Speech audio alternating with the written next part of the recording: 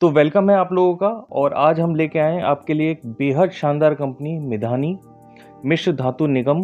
ये company basically metal, steel and alloys में deal करती है, लेकिन ये बाकी मेटल कंपनी से टोटल अलग है क्योंकि ये मोनोपोली रखती है एंड ये सारे डिफेंस मैन्युफैक्चरिंग कंपनी को ये केटर करती है एंड अपना सारा metal, alloy and raw material ये उन कंपनीज को सप्लाई करती है। तो हुई ये परफेक्टली एक डिफेंस की कंपनी। ये किस तरह के मेटल्स एंड एलॉयज बनाती है? ये बनाती है super alloys, titanium alloys, special products, special purpose steels, alloys for electrical and electronics. तो फैक्ट जान लो कि ये एलॉयज और मेटल यूज कहाँ होता है। तो इसरो के थ्रू जितने भी प्रोजेक्ट्स लॉन्च होते हैं, मंगलयान, चंद्रयान, गगनयान, पीएसएलवी, जीएसएलवी, ये सारे एरोस्पेस के मेटल्स का सप्लाई मिधानी करती है। हिंदुस्तान एरोनॉटिकल्स यानी कि जो तेजस एंड मैक 1 मैक 2 बना रही है, लाइट कॉम्बैट एयरक्राफ्ट बना रही है, इसके जो कावेरी इंजन्स होते हैं, ये सारा मेटल सप्लाई मिश्र धातु पर ही निर्भर है।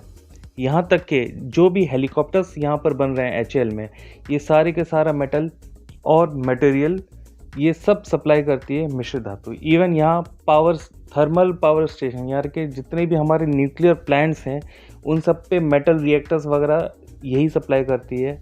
अब डिपेंडेंसी देख लो, हमारे पास क्या मिसाइल्स बहुत अच्छी हैं ना, गाइडेड मिसाइल्स, ब्रह्मोस वगैरह एवरीथिंग, यानी डीआरडीओ और आरएट डायनेमिक्स जो बनाती है गाइडेड मिसाइल्स, तो ये सारा का सारा सप्लाई मिश्र धातु निगम ही देता है एंड यूनिक मोनोपोली के साथ।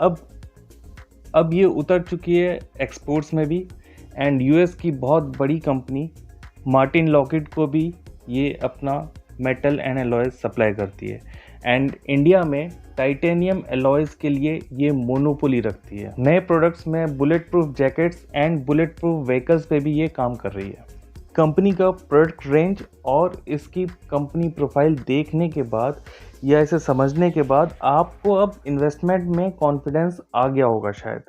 तो 1973 में ये कंपनी स्टार्ट हुई थी हैदराबाद में एंड इसके अभी 2 यूनिट्स हैं बेसिकली, और रोहतक हरियाणा में और एक नया प्लांट शुरू होने वाला है।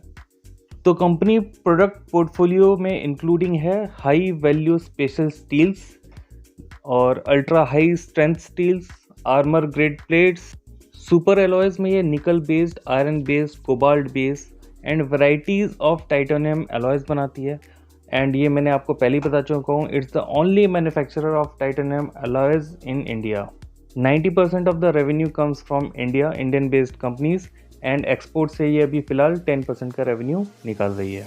इसके स्ट्रॉन्ग ऑर्डर बुक्स में करीब 2,500 करोड़ के ऑर्डर्स पेंडिंग हैं। कंपनी का विज़न बहुत क्लियर है, एम करती है ज्योग्राफिकल एक्सपेंशन में एंड ऑपरेट करना चाहती है मल्टीपल लोकेशंस, नए मार्केट ढूंढ रही है और नए कोलैबोरेशन के साथ ये आगे बढ़ना चाह रही है। कंपनी के अगर फंडामेंटल्स को देखा जाए तो मार्केट कैप इसका करीब 5,500 करोड़ का है एंड करेंट प्राइस ये करीब 300 रुपये के आसपास चल रही है।